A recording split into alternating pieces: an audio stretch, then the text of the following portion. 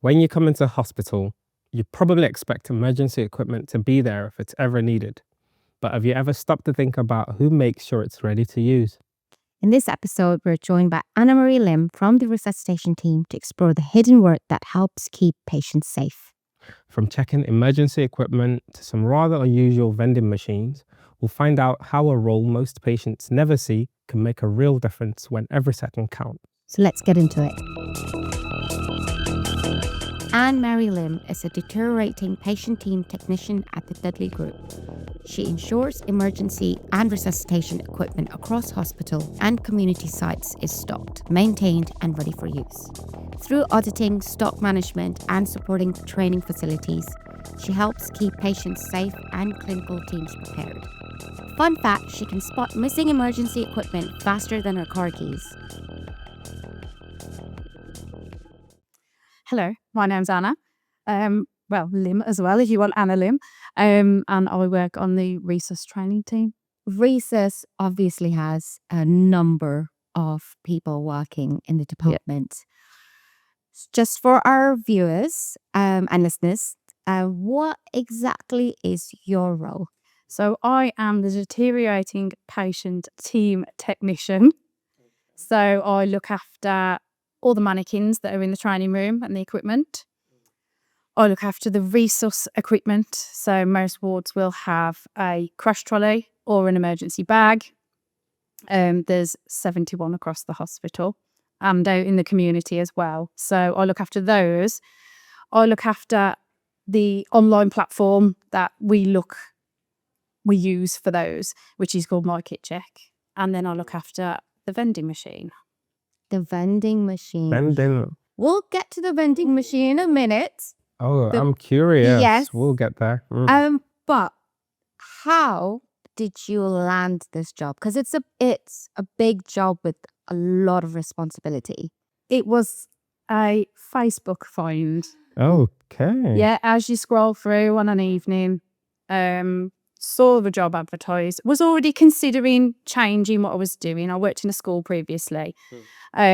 My children are now grown up and I didn't need the holidays. Wanted to go on holiday when I wanted to.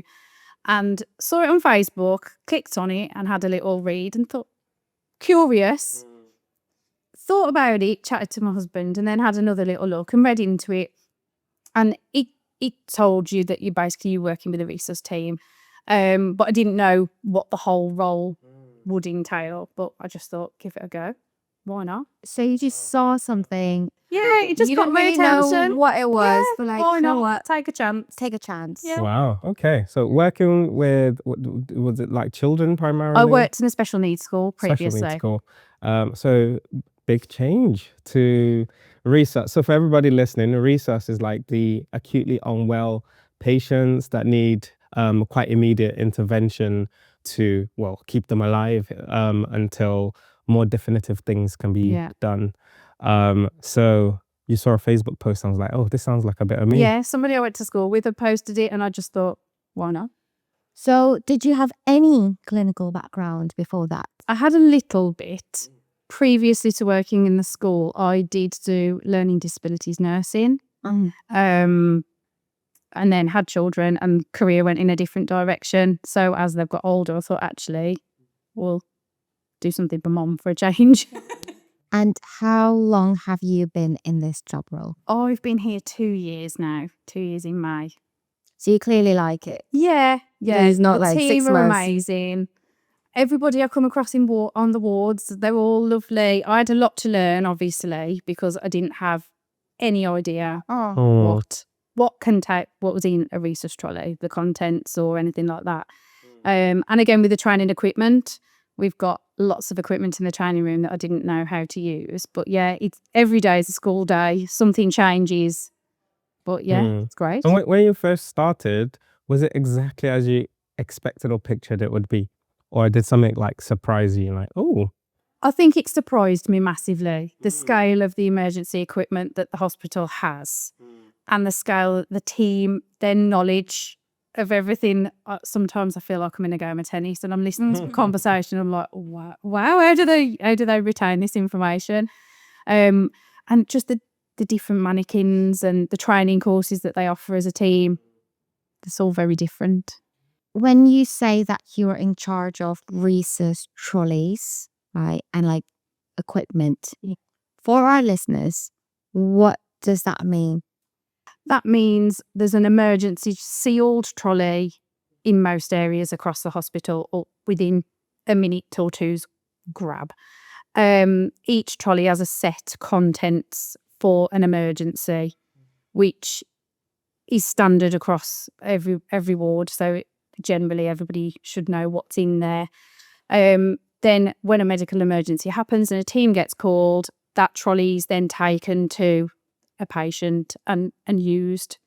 My role kind of from there is to help ward staff if they need help checking the contents afterwards, replenishing items to then make sure it's safe again, obviously, for next use if it's needed.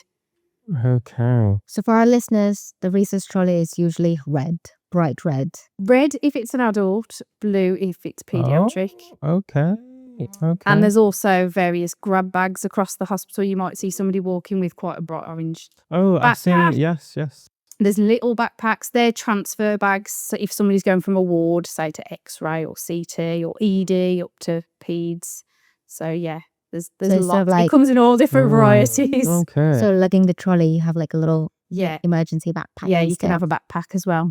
So say there's been an emergency, someone's taken one of the trolleys, maybe they've pulled out a couple of the equipments, maybe used one. How do you know it's been used? And then how do you know where to look for what's being used? Unless people track what they've used, do you have to just open everything? And... Basically, they do a post-emergency check on an online platform that we use, My Kit Check, and it has photos of every item, and they click if it's there, yes, no, and an expiry date on it. So by doing that, they may then get left with a list of, say, 5 items that not necessarily they can't find, they don't stock on their ward. So that might be there. Then contact me, or they visit the vending machine. The vending machine. Is that the vending machines that we see like just normally, that ones that sell like chocolates and things? Maybe one day it was. I'd say probably one day did have sweets and chocolates and tins of pop in it, but now it has a stock of emergency equipment. Wow. So they've all got a little key fob in the bottom of their trolley. They then arrive at main outpatients and they swipe and collect what they need to. I do get a lot of inquiries from general public when I'm filling it up saying, oh, what's that? And I'm like, this is emergency equipment. Wow. Like, So they can't use their Apple Pay or Google Pay no, to grab unfortunately anything? not. But I do reckon I could hide some sweets or chocolates on there for No, I think that would be good. Like, mid like CPR, you're like, ooh, I got like, I don't know, one of those like heroes. You do get tired, fuel out. Yeah. But no, I mean, it's a great piece of equipment again, because if you're searching for something, or like I say, the ward doesn't stock it, it's there middle of the night, 24 hours a day. And this is available to anybody? All ward areas have all got a key fob for the vending machine. Wow. Who checks the vending machine? I then go down. I can again see online, everything's technology obviously, but I can see online where it's been used, who's used it, and the contents, and then I fill it up from our stock. Again, I get lots of questions when I'm filling it up as to what's going in there, but yeah, then it's full and ready for use again. Yeah. So do you always get like a little crowd around you? Usually somebody's very curious. They're like, oh, I've never seen one of those in a vending machine before. Have you ever been asked like, oh, can I have one of those like eye gels or something? No, but they do look at them a little bit strange. I'm not sure What is that? Yeah. For like members of the public listening, when you go into the hospital, you don't really think about equipment's being, you just assume things are just always ready for you to use or ready for the medical team to use. You never think about there's actually a whole team behind that, making sure things are where they're meant to be and they've got what they need to have inside of them. And that also has to be checked on a routine basis. I mean, why can't we just go along thinking that everything is just fine and ready? Because I'll have friends now that will go, oh, I've seen one of those trolleys that you look after at the hospital. Because, yeah, they are there. They're just kind of, people don't realise they're there, do they? But they're great when obviously you need them in that emergency. And it's good because then you can have the trust that, okay, if my family member was going into the hospital, you trust that if they happen to ever need one of those equipment, it will be ready to grab and use at that time. And it just gives that much more of a confidence in. We've also got things out in GP surgeries, and we've got a defib at Merry Hill that I look after. So they're not necessarily just hospital based either. Okay. Yeah. So there are like in the community as well. We've got a few GP practices that we've got grab bags and defibs, and Merry Hill has a defib and a bag that we look after as well. So what about if a trolley hasn't been, it's a silly question really. If a trolley hasn't been opened for like, I don't know, 5 years, do you have like a certain time where like, okay, that hasn't been used, we need to open it and check all the expiry dates? Basically, every trolley gets opened every week. Oh, okay. For a full check, for safety, Whether for used, patient whether safety. or not used. Yeah, it will get opened Wow. every week, and somebody on the wards will perform a full check on it, top to bottom, checks expiry dates, batch numbers, lot numbers. So we've always got that record that it's been checked. And And we everything is know in date. everything's in date and safe for use. And that Oh, happens wow. in the community as well. Because Yeah. I cannot imagine Yeah. like, someone not having a cardiac arrest for like the longest time in the community. Yeah. You've got like this dusty trolley. Yeah, and they're pieces of equipment you need, but you don't necessarily want them to be used. You do want them to be unused, but they're there as a just in case. And if they accidentally miss a check, that's when I send a little email, say, could you just check your trolley or your bag, please? Yeah, just to make sure everything is still Yeah. there. Or if they're struggling, I'll go out and help them, and I'll do a check with them. So it's a lot to like actually keep in mind when it comes to these trolleys. Like you have to make sure that every single one in the community on the wards is getting checked. And that's your job. Yeah. That's a lot. Yeah. 71 and plus. It is such a key role because a lot rides on this for clinicians to work knowing that if I reach for something, it will be there. It allows them to, it just allows them to focus more on then what they're doing at that time and worry less about, will this thing be available, or should we bring 2 trolleys because one might not be fully stocked. So you don't have to split your mind up. It is such a key piece of equipment that kind of gets hidden, but it's there, hopefully, for when needed. Wow. So do all trusts across the country have this vending machine? Some trusts locally do. I don't know about all, but I know like Sandwell and places do. And again, I think whoever decided on that idea is a great use of an old piece of equipment, really. And do you agree that every trust should have one? Yeah, definitely. I think they should. Sounds like a great idea because it will always be in the most awkward time in the middle of the night. Things are out of stock and you need something desperately, and then there's a vending machine. And then hopefully we can petition for like chocolates to be stuck at the back as We'll add well. an Or added like a protein extra. bar. In your role since starting, you said it's been 2 years now.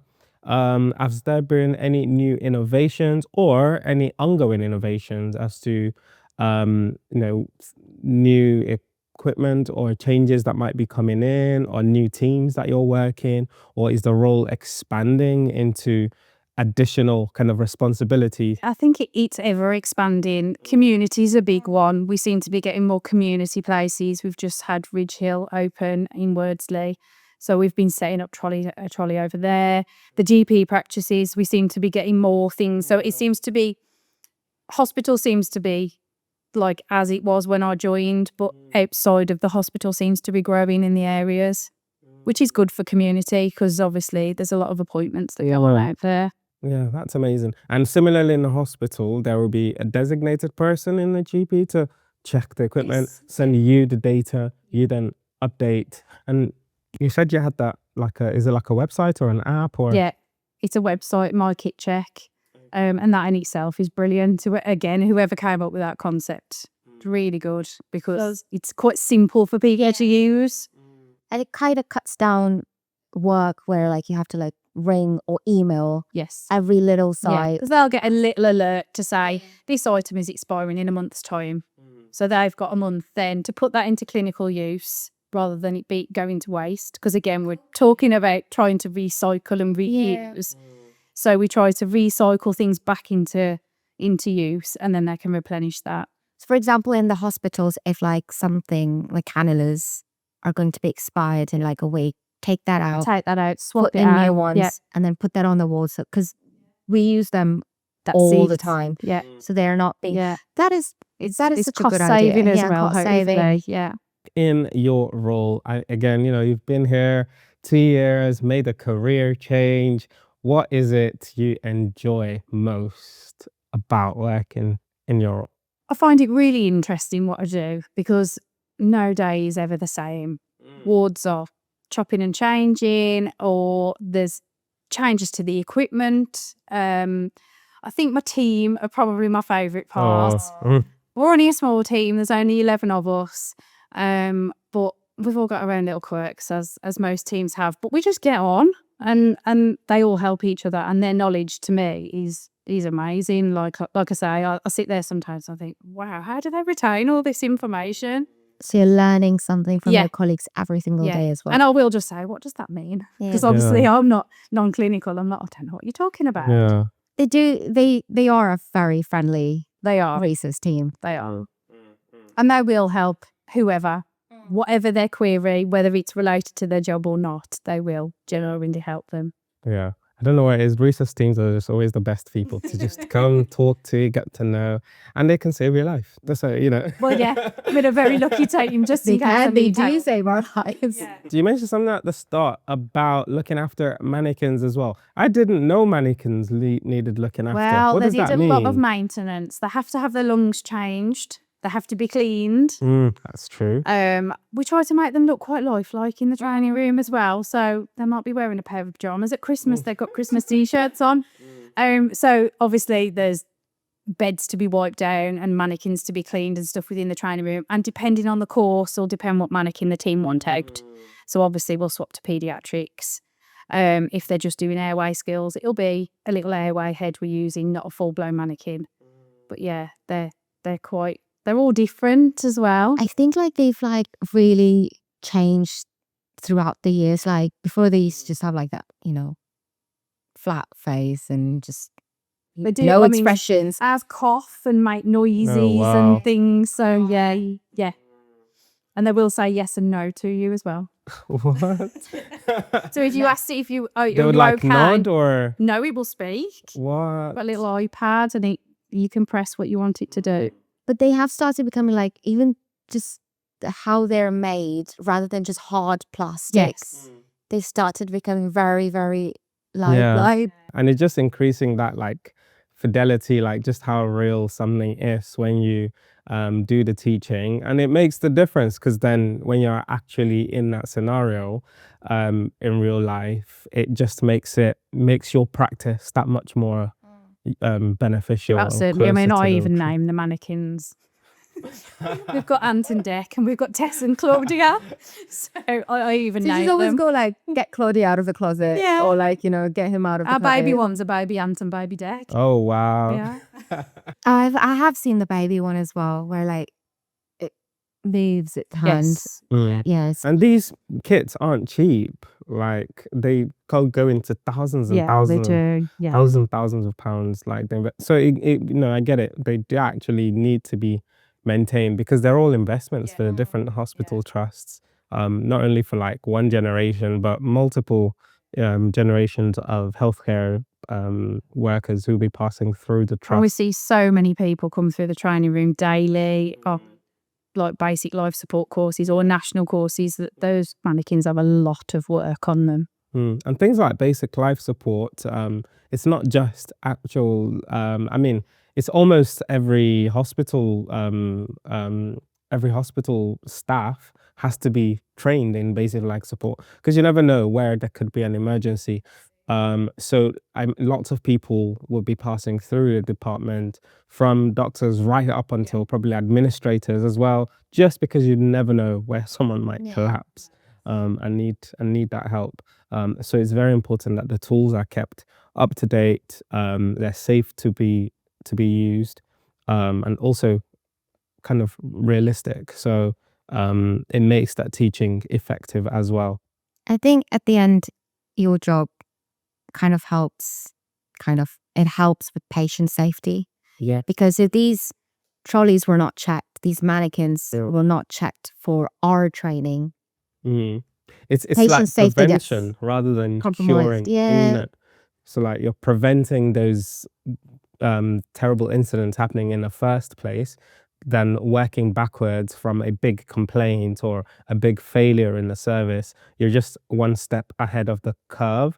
So it's really cool to see that there's this innovative techniques and the websites to check that everything is up to date. And it's also interesting that it's not just the hospital, but you're also looking into the community, checking that everything is safe for people wherever they are once they get in contact with healthcare in this Dudley area. So amazing.